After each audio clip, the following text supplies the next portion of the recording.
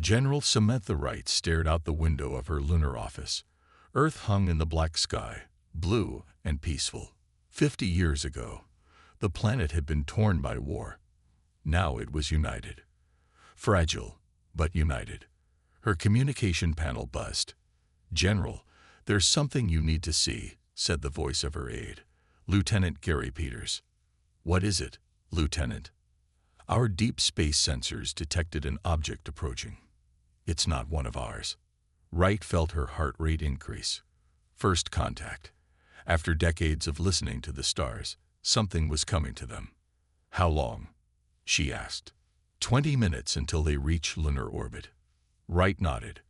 "Alert Earth Command. I'll handle the welcoming committee." 30 minutes later, Wright stood in the main hangar of Lunar Base Alpha as the strange ship docked. It was sleek and silver, unlike any human craft. The ship was small, perhaps meant for diplomacy rather than war. That was a good sign. A door slid open on the side of the alien vessel. Wright straightened her uniform and took a deep breath. The being that emerged looked almost human, but not quite. Tall and thin with pale blue skin and large eyes that seemed to take in everything at once. It wore what appeared to be formal clothing, a flowing robe with symbols Wright couldn't understand. "I am Ambassador Zixtal of the Galactic Hegemony," the alien said in perfect English. "I bring greetings from Chancellor Vexmore." Wright stepped forward. "General Samantha Wright of Earth's United Defense Force. We welcome you to Luma." The ambassador smiled, showing teeth too white and too straight. "Your language was simple to learn from your broadcasts. Your species has advanced quickly since we last observed your world." Wright kept her face neutral. They had been watching. "For how long?" "We've come a long way," she said carefully. "Not far enough," Zixtal replied. "But that is why I am here." Wright led the ambassador to the base's conference room.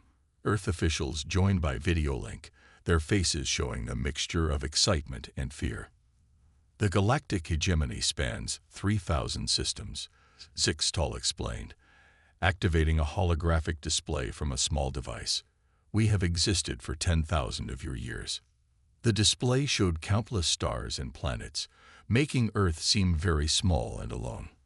"We have enjoyed peace for a millennium," the ambassador continued, "until recently." The display changed, showing military vessels and destroyed planets. "The Axis Alliance has rebelled against hegemony rule. They spread dangerous ideas of independence and chaos. This cannot stand." Wright glanced at the Earth officials on the screen. She saw her own concern reflected in their eyes. "What does this have to do with Earth?" asked President Helen Bailey. "You are at a crossroads," Zixtal said. "Your species has potential. We have watched your progress with interest. Your warlike past troubles us, but your recent unity shows promise." The ambassador stood, moving around the table with fluid grace. "The hegemony offers you a place among the stars. Join us. Fight with us. In return, we will share technology beyond your imagination. Medicine that can extend your lives. Energy sources to end your resource problems. Faster than light travel." "And if we decline?" Wright asked. The ambassador's smile faded. "Those who are not allies of the hegemony are considered potential enemies. The Axis Alliance would court you if we do not. We cannot allow that." "You're asking us to join a war we know nothing about," Wright said. "I am offering you advancement, protection, a place in the galaxy." President Bailey cleared her throat. "Ambassador Zixtal, we appreciate your offer. We need time to discuss this." "Of course," the ambassador said. "The hegemony is generous. You have 1 month to decide." After the ambassador returned to the ship, Wright sat alone in her office, looking again at Earth. The peace they had worked so hard for was at risk. She had seen enough war in her lifetime. The thought of bringing Earth into a galactic conflict made her stomach turn. Her communication panel buzzed again. "General," said Lieutenant Peters, "Earth Command is requesting your presence for an emergency meeting." "Tell them I'm on my way," Wright replied. The stars had finally answered humanity's question. Are we alone? But Wright wondered if they would soon wish the cosmos had kept its silence. For 3 weeks, Earth's leaders argued. Some wanted to accept the hegemony's offer. Others feared becoming pawns in an alien war. General Wright sat through every meeting. She listened as scientists dreamed of alien technology and military officials planned how to use new weapons. She heard politicians worry about Earth's independence and economists calculate the benefits of galactic trade. We should join them, said Defense Minister Greg Howard during the final meeting. We need their protection and technology, and become soldiers in their war. Asked General Wright. We don't know enough about this conflict. President Bailey looked tired. The burden of this decision showed on her face. The hegemony is coming tomorrow for our answer. We need to decide now. After hours of debate, they took a vote. It was close, but the decision was made. Earth would remain neutral. General Wright, said President Bailey, you will deliver our response. The next day, Wright traveled to the hegemony's diplomatic vessel orbiting Earth.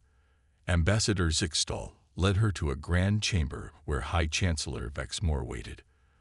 The Chancellor was taller than the ambassador, with darker blue skin and eyes that seemed to look through her. General Wright, the Chancellor said, I trust you bring favorable news. Wright stood straight, her hands behind her back. Chancellor, I thank you for the generous offer extended to Earth. After careful consideration, we have decided to remain neutral in your conflict. The room grew cold. The Chancellor's smile disappeared. Neutral. There is no neutral in this war, General. You are either with the hegemony or against us. Earth has only recently found peace after centuries of war, Wright explained. We are not ready to join another conflict, especially one we don't fully understand. The Chancellor moved closer. Wright could smell something like cinnamon and metal. Perhaps I was not clear about the consequences of refusal, the Chancellor said. The hegemony protects its allies. Those outside our protection are vulnerable. Wright understood the threat. She had expected it. Chancellor, with respect, I must warn you. You should let humanity remain neutral in this war. The Chancellor laughed. It was not a pleasant sound. You warn me? Your species has barely left its own planet. We warn you not out of arrogance, but experience, Wright said calmly. Humanity has spent most of its history fighting. We've become very good at it. Too good. That's why we choose peace now.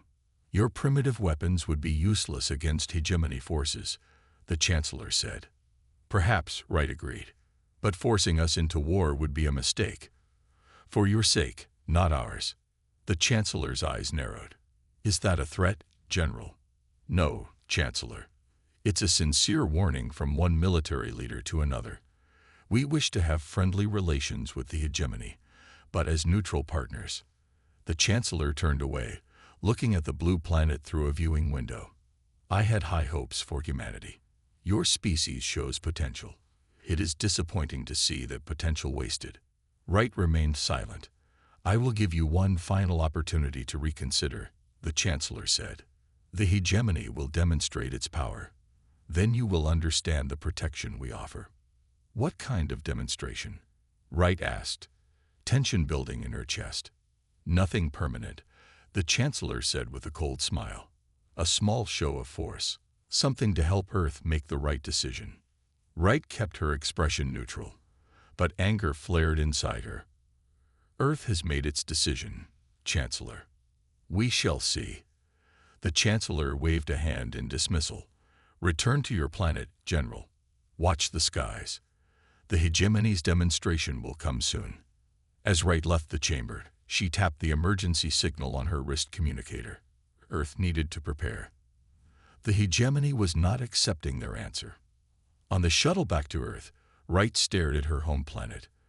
The peace they had worked so hard for was about to be tested. She had tried diplomacy. She had tried reason. But some things never change, even across the stars. Some powers only understood strength. She opened a secure channel to Earth Command. This is General Wright. Full defensive alert. I repeat, Full defensive alert. The storm is coming. 3 days after General Wright's meeting with the Chancellor, the hegemony arrived. 5 massive warships appeared in Earth's orbit, their hulls gleaming against the blackness of space. In the command center of Lunar Base Alpha, Wright watched the screens with a grim expression. "Status report," she ordered. 5 hegemony vessels, General, Lieutenant Peters said. "Each one is at least 3 times the size of our largest ship. They've taken position around Earth." "Any communication?" "None, Mom." Wright nodded. She hadn't expected any. This was the demonstration the Chancellor had promised. "Contact Captain Shepard on the Defiance," she ordered. "Tell him to prepare for Operation Porcupine." The Defiance was humanity's most advanced warship, hidden in the shadow of Mars. Its existence was classified. Only a handful of people knew what it carried. "Yes, General," Peters replied. "Should we alert civilian centers to begin evacuation procedures?" "Not yet," Wright said. "Let's see what they do first." She didn't have to wait long. The largest hegemony ship fired a beam of energy into the Atlantic Ocean. The water boiled instantly, creating a massive cloud of steam visible from space. It was a warning shot. Wright's communication panel lit up. Ambassador Zixtel's face appeared on the screen. "General Wright," the ambassador said. "The Chancellor sends his regards. He hopes you appreciate this small demonstration of hegemony power." "Boiling our oceans is hardly a friendly gesture, Ambassador," Wright replied. "A mere fraction of our capabilities," Zixtel said. "The next demonstration will target a small, uninhabited island. Unless, of course, Earth reconsiders its position on neutrality." Wright leaned forward. "Ambassador, please relay a message to the Chancellor. Earth's position has not changed. We remain neutral." The ambassador's expression hardened. "Then prepare to witness the consequences of your choice." The screen went dark. Wright turned to Peters. "Send the signal to Shepard. Now."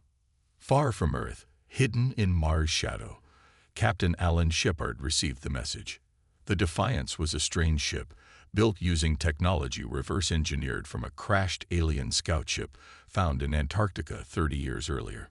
Its weapons had never been tested in actual combat. "All hands to battle stations," Shepard ordered. "Activate the Artemis Protocol."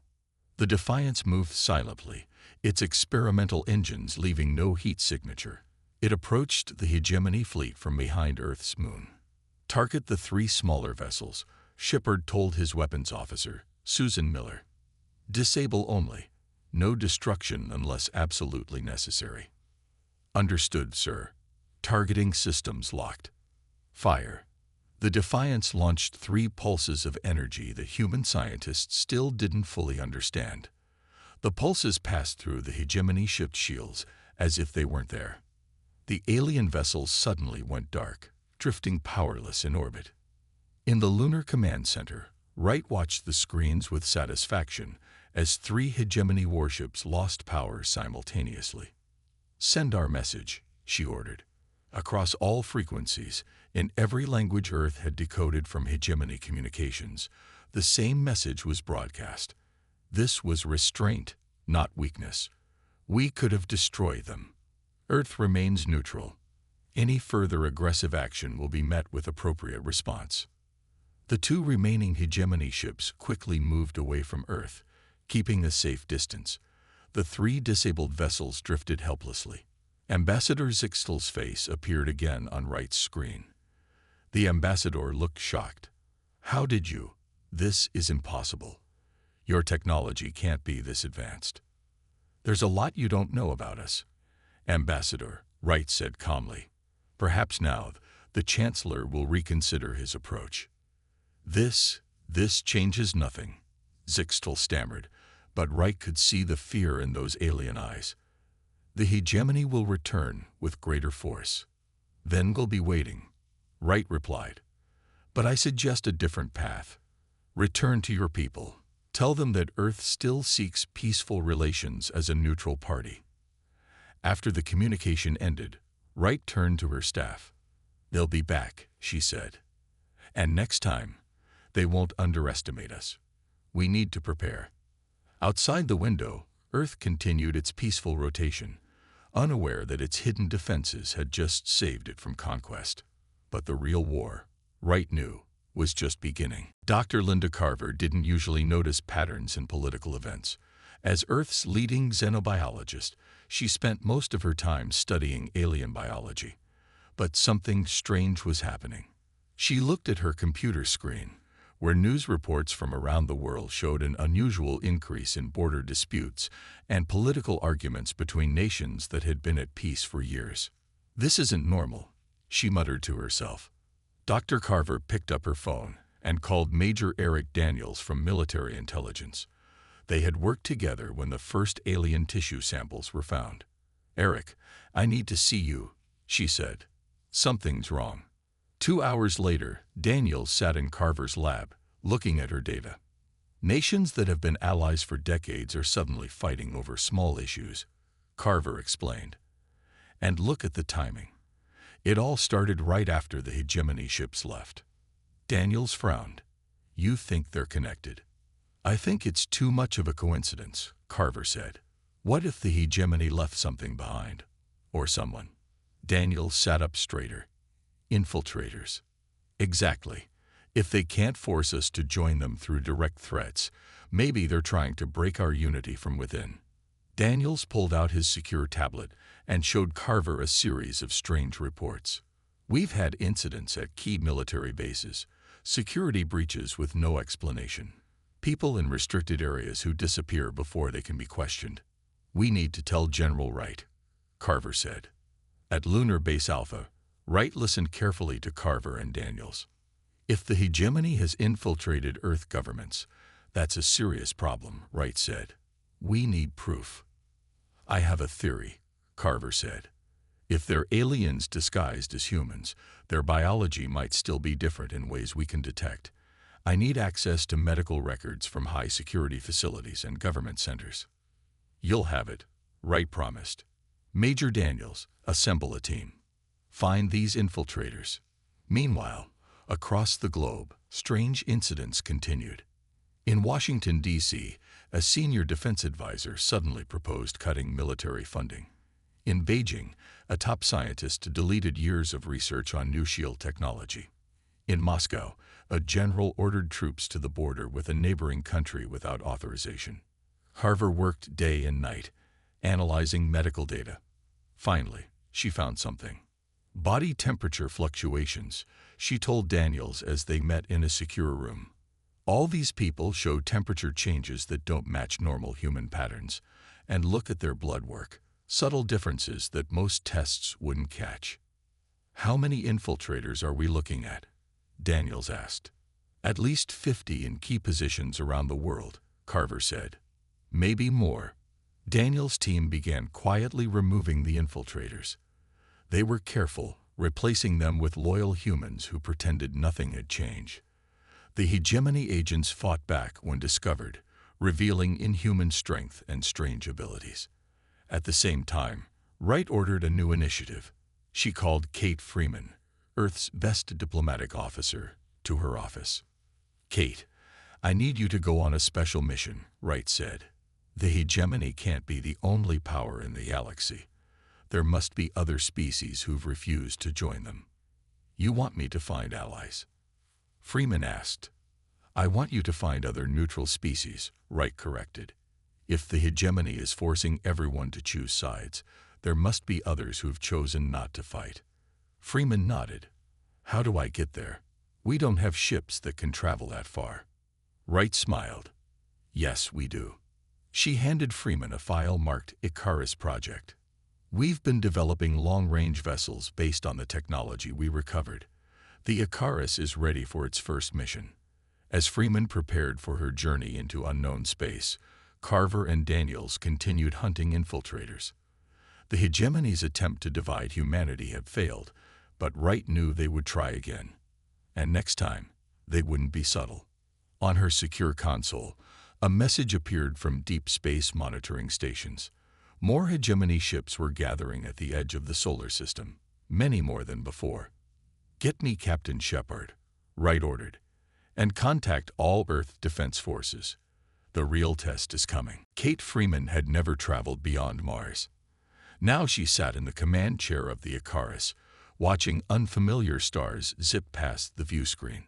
The ship used technology humans barely understood, but it worked. That was what mattered. "Approaching the coordinates, Mom," said pilot Jeff Burton. "This is where our long-range scans detected non-hegemony activity." Freeman nodded. "Slow to approach speed. Let's be cautious." The Icarus dropped out of faster-than-light travel near a small rocky planet. Almost immediately, 3 ships appeared, surrounding them. "We're being scanned," reported Communications Officer Lisa Reyes. "They're sending a message." A face appeared on the screen. The alien had golden skin and 4 eyes. "Identify yourselves," it said in a harsh voice. "I am Kate Freeman of Earth," she replied calmly. "We seek dialogue with species who remain neutral in the conflict between the hegemony and the Axis Alliance." Silence followed. The alien seemed surprised. "Earth," it finally said. "The new world that defied the hegemony. Follow our lead. Any aggressive move will result in your destruction." The alien ships escorted the Icarus to a space station hidden in an asteroid field. Inside, Freeman was amazed to find representatives from 7 different species gathered in a large meeting room. "Welcome to the sanctuary," said the golden-skinned alien. "I am Commander Rilth of the Solari. We were once like you, refusing to join the hegemony's war. They nearly destroyed our world for it." Freeman looked around at the other aliens. Each was unique, but all shared the same careful, wary look in their eyes. "The hegemony is planning a full attack on Earth," Freeman said. "We've resisted them once, but they'll return with greater force." "And you seek allies?" asked a small green being with long tentacles for arms. "No," Freeman replied. "We seek friends, those who understand what it means to want peace in a time of war." Rilth studied her. "Your species is young. Why do you resist the hegemony? Their technology could advance your civilization by centuries." "Because we know the price of war," Freeman said simply. "We've fought each other for most of our history. We've only recently found peace. We won't give that up, even for advanced technology." The aliens talked among themselves in strange languages. Finally, Rilth turned back to Freeman. "We have formed what we call the Neutral Defense Coalition, not to fight wars, but to protect those who choose not to fight. We would welcome Earth." Back on Earth, General Wright oversaw the integration of alien technology with human weapons systems. The Defiance had proven effective, but one ship wasn't enough to defend an entire planet. Dr. Carver entered Wright's office with excitement in her eyes. "General, we've done it. We've created countermeasures against all known hegemony bioweapons." Wright nodded. "Good work, Doctor. What about their technology?" "That's the interesting part," Carver said. "Their tech is advanced, but not as advanced as they led us to believe. They've been at the same technological level for centuries. They stopped innovating." "Why?" "I think it's because they always win," Carver explained. "They haven't needed to develop new weapons or defenses because no one has challenged them. Until now." Wright considered this. "So they have quantity, but we might have quality." "Exactly," Carver said. Major Daniels arrived next, bringing more news.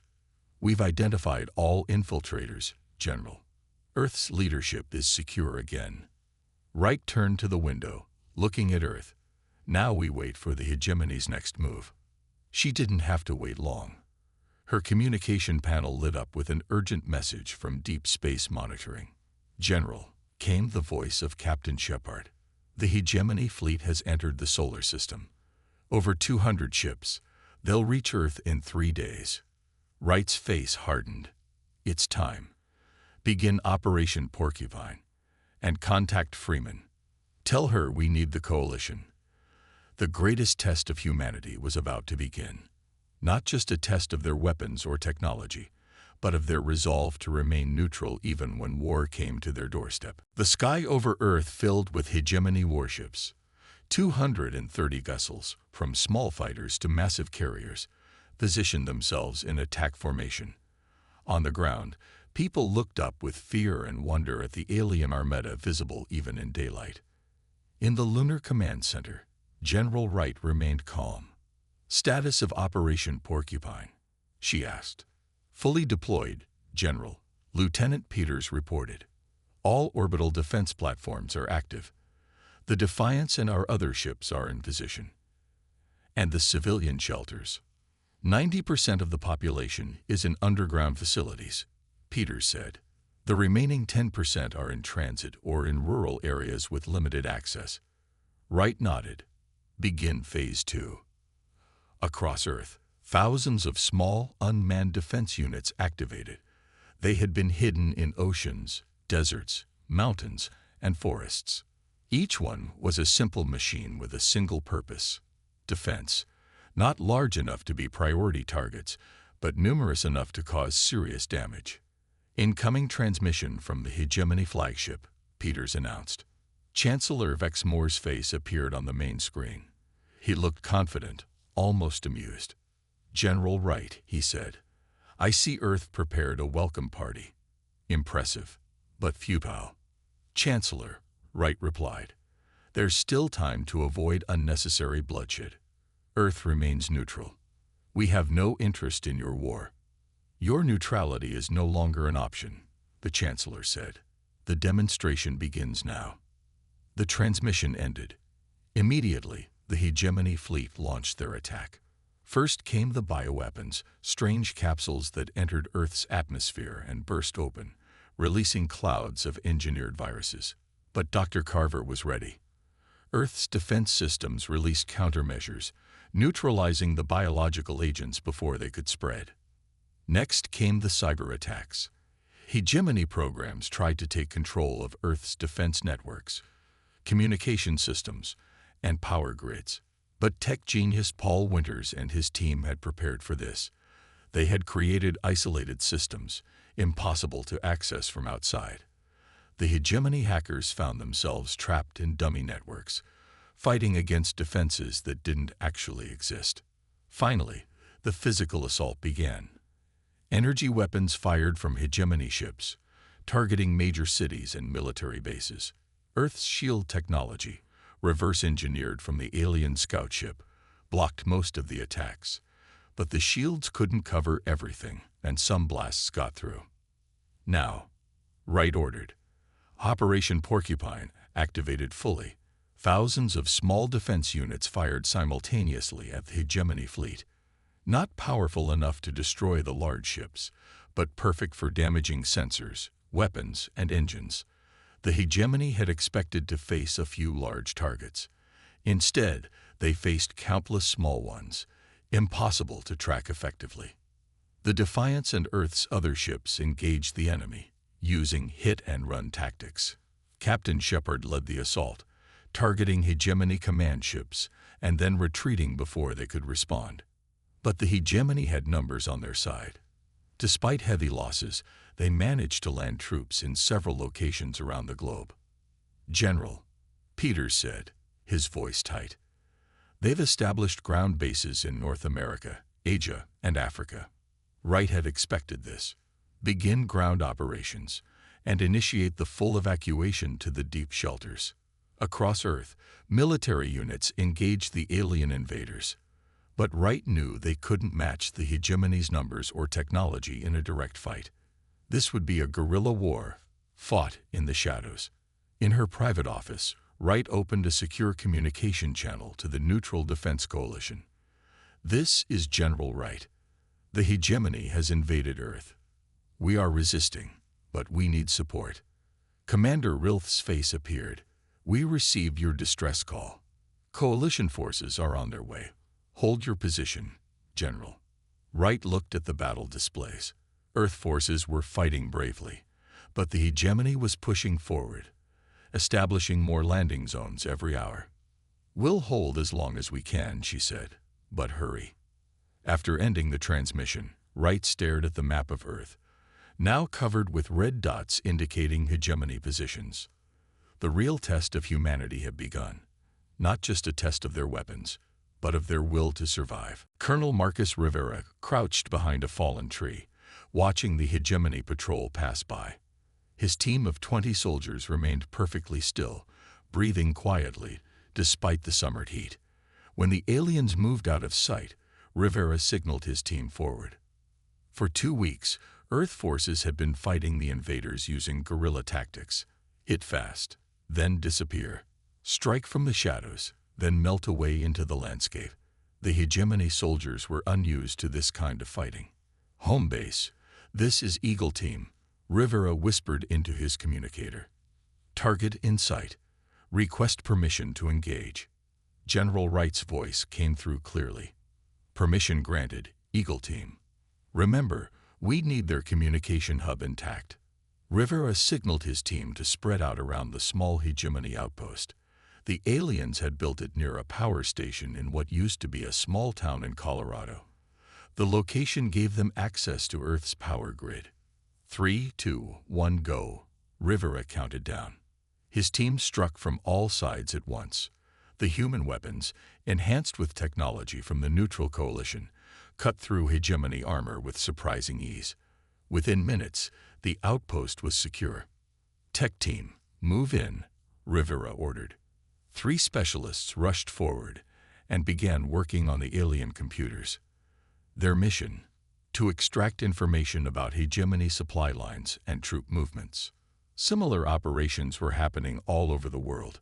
Humans had become experts at guerrilla warfare over centuries of fighting each other. Now they used those skills against the invaders.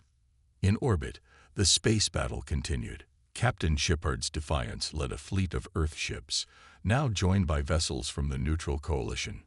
They fought to keep the Hegemony from landing more troops. On the lunar base, General Wright studied battle reports from around the globe. Despite many small victories, the overall situation remained serious. The Hegemony controlled significant portions of Earth's surface. Their supplies seemed endless. Their soldiers kept coming. Lieutenant Grace Wilson entered Wright's office. At 28, she was the youngest tactical officer on Wright's staff. Wilson had been analyzing Hegemony battle patterns for days without rest.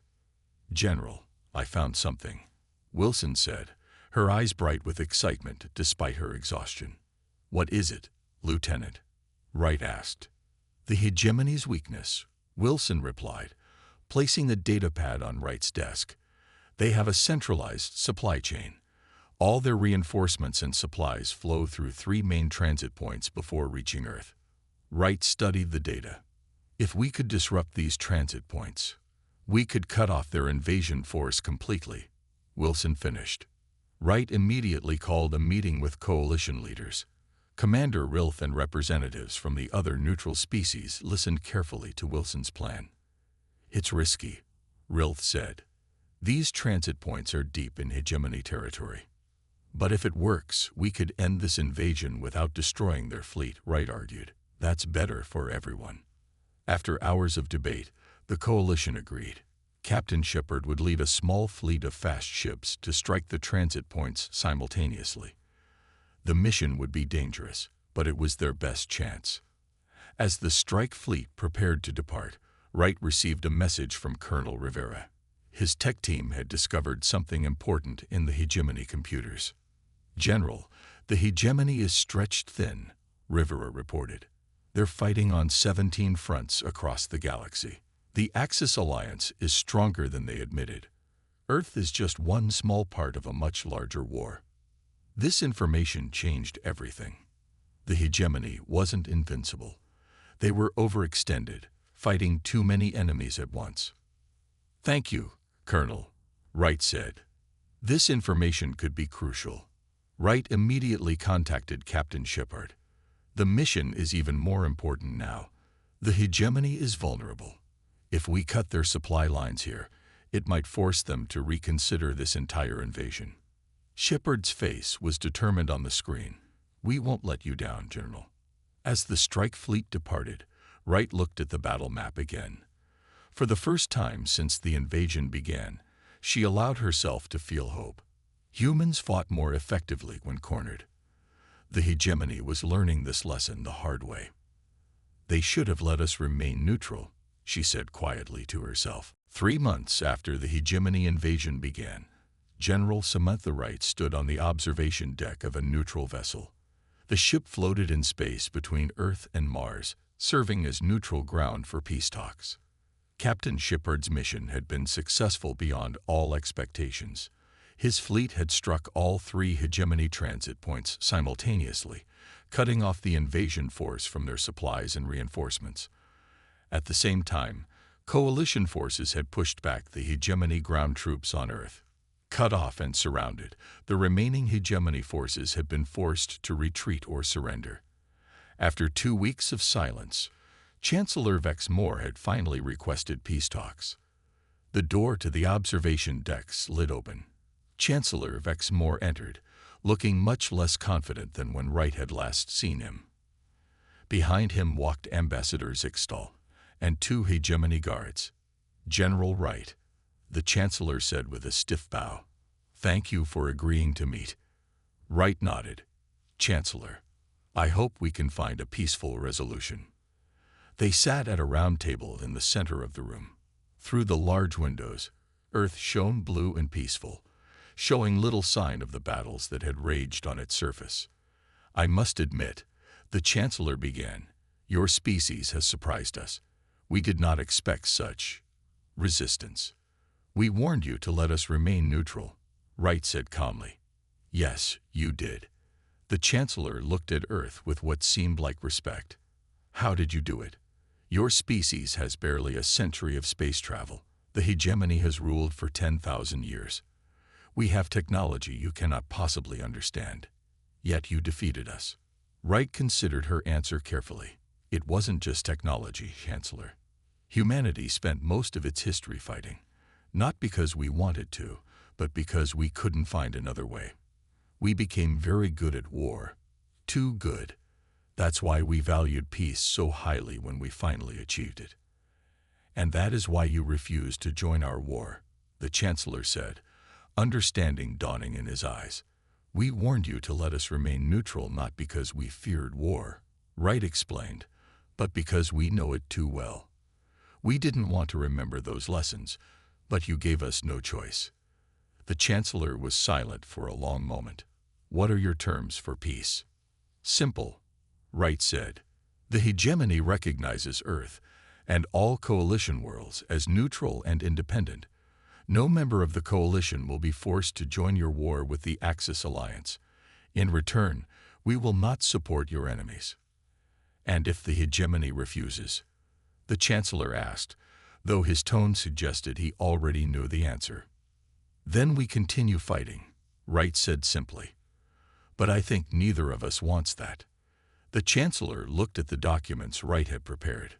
"The hegemony has never accepted terms like these.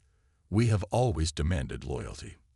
"Times change, Chancellor," Wright said, "even for empires that have ruled for 10,000 years.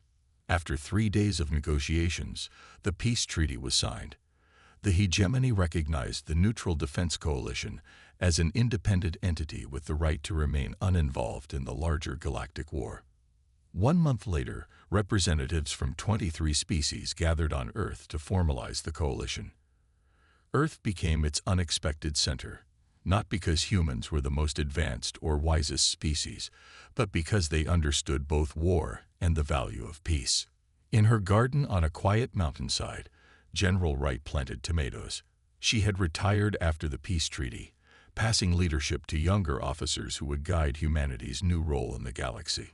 Kate Freeman visited her there, bringing news from the coalition's first official meeting. "They want to name you Chancellor of the Coalition," Freeman said. "Everyone agrees you should lead." Wright shook her head. "No, I've had enough of leadership. Tell them to choose someone who hasn't spent their life fighting wars." As the sun set over the mountains, Wright looked up at the stars, now filled with possibility rather than threat. Humanity had found its place in the galaxy, not as conquerors or subjects, but as peacekeepers who understood the true cost of war. She hoped this would be the last war she ever fought.